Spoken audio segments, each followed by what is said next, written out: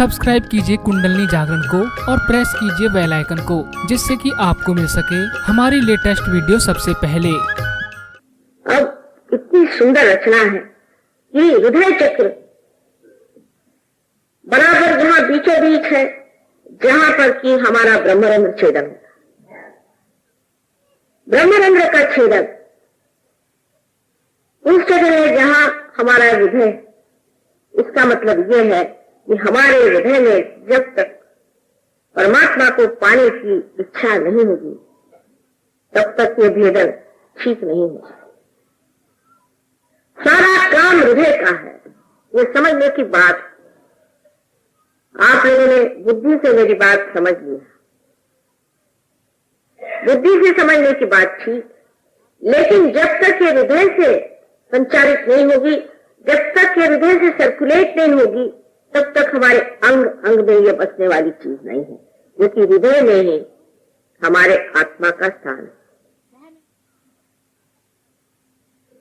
इसलिए ये समझ लेना चाहिए कि हृदय को छेड़ने के लिए पहले हमें अपने हृदय को खोल देना। इस हृदय में आत्मा का वास है, जिसके ऊपर 7 रंगों में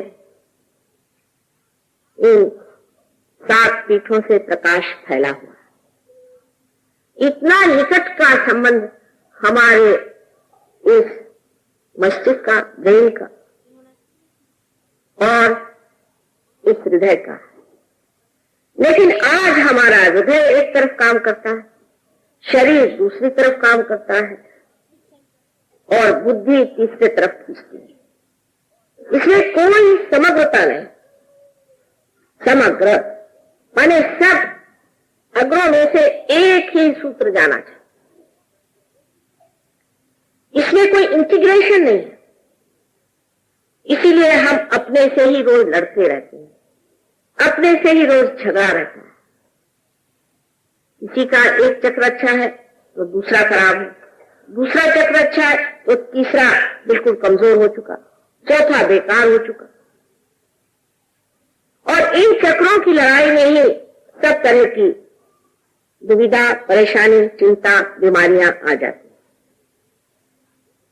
और ये सारे चक्र भी पंचमहाभूतों से, एलिमेंट से बने हैं। और एक शेर कहा है कि मौत क्या है, इन्हीं अर्दाकस परेशान होना। जब ये चक्र परेशान हो जाते हैं तो मौत आ जाती है।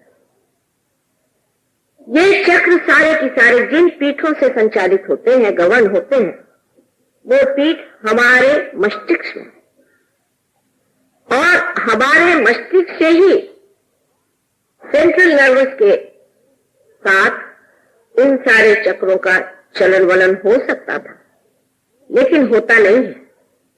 पैरासिम्पैथेटिक नर्वस सिस्टम से ही हम इन चक्रों को संचालित करते हैं। जब तक हम पैरासिम्पैथेटिक पर अपना प्रभुत्व न जमा ले, जब तक हमारा संबंध वो ऑटोनॉमस नर्वस सिस्टम जिसको हम नहीं चला सकते, ऐसी स्वयं चालित के स्वयं पर अपना जोर न जमा ले, तब तक न हम बदल सकते हैं, न दुनिया बदल सकती। बाहर से आप किसी चीज को ठीक कर लें, किसी पेड़ में अगर कोई खराबी हो जाए तो उसके अगर आप किसी पत्ते को ट्रीटमेंट दे दें तो शायद वो थोड़ी देर के लिए ठीक भी हो जाए, लेकिन असली बीमारी उसके जड़ में है। और उसके अंदर जो रस रास्ता है, जब तक उसमें आप दवा नहीं देंगे, तब तक वो पेड़ आप बचा नहीं। और इतना ही नहीं कि 7 पीठों का यहाँ सम्मिलन है। यहाँ 3 जो शक्तियां हमारे अंदर प्रवाहित है, हमारी इच्छा शक्ति, क्रिया शक्ति और धर्म शक्ति, जिससे हमारा उत्क्रांति का पथ बनता है, जिससे हम इवोल्यूशनरी प्रोसेस में जाते हैं। ये तीनों ही शक्तियां एकत्रित हो जाती।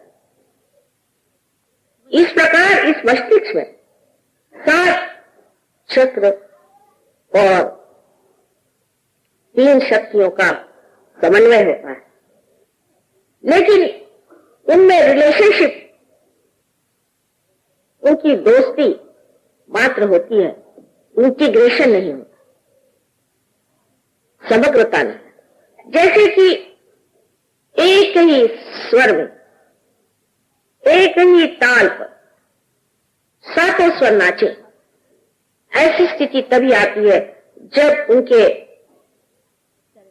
मणि के छिद्र से एक ही कुंडलिनी जैसे कि दो पुरोई जाती है, उस तरह से पूरी तरह से भेद करती हुई यहाँ पर सहस्त्रार को भेद दी। यह सहस्त्रार के बारे में जितना भी कहा जाए कम है। सहस्त्रार जो हमारा आखिरी चक्र है, इसमें 1000 पंखुड़ियां हैं, जो कि वास्तविक हमारे अंदर जो 1000 नाड़ियां हैं। डॉक्टर लोग इससे कभी कभी बड़ा झगड़ा उठाते हैं कि नहीं 982 है या कुछ है। ये तो बिल्कुल हृदयहीन बातें हैं, जिसमें कोई सुर नहीं, कोई माधुर्य नहीं।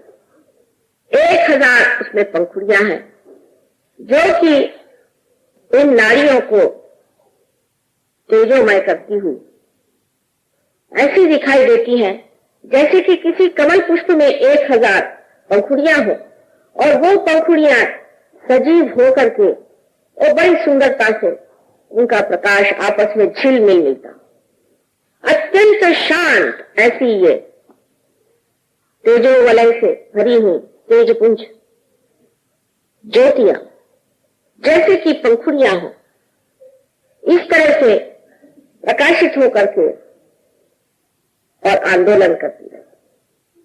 इस आंदोलन से जो हमारे अंदर आनंद निर्माण होता है उसे निरानंद करें। निरानंद माने केवल आनंद, एब्सोल्यूट जॉय। उसमें कोई दूसरी चीज नहीं बचा। आनंद में दो चीज सुख और दुख नहीं, केवल आनंद मात्र, और वो मौन ही में जाना जाता है। जैसे कबीरदास जी ने कहा था कि जब मस्त हुए फिर क्या बोले। वो जो एक श्रेष्ठों की, योगियों की स्थिति है, उस निरानंद स्थिति में उतारने के लिए जब कुंडलिनी इतनी तत्पर है तो सिर्फ थोड़ी सी उसकी सहायता करने से वो आपको उस ओर पहुंचा सकती है जहां इस निरानंद का सागर आपके सम्मुख लहलाता है।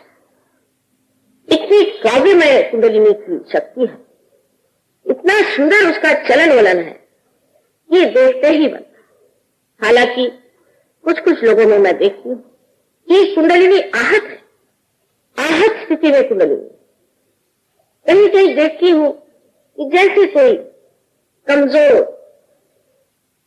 मां छटपटाती हुई किसी तरह से अपने बच्चे को पुनर्जन्म देने के लिए धीरे धीरे उठती है, गिरती है, उठती है, गिरती है। इस प्रकार ये कुंडलिनी बिचारी जो कि हजारों जन्म में आपके साथ थी और आज फिर आपके साथ आई हुई है, पूर्णतया प्रयत्न करती है कि किसी तरह से मेरे बच्चे को उसका जन्म दे।